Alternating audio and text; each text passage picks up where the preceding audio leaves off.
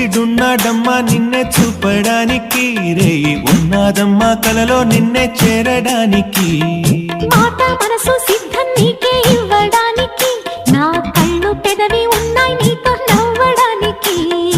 ఏనాడు చూశాను రూపురేఖలు, ఆనాడే రాశాను చూపులేఖలు. ఏ రోజు లేవమ్మా ఇన్ని వింతలు, ఈ వేళ నా ముందు ప్రేమ పుంతలు. ఏడు వింతలను మించే వింత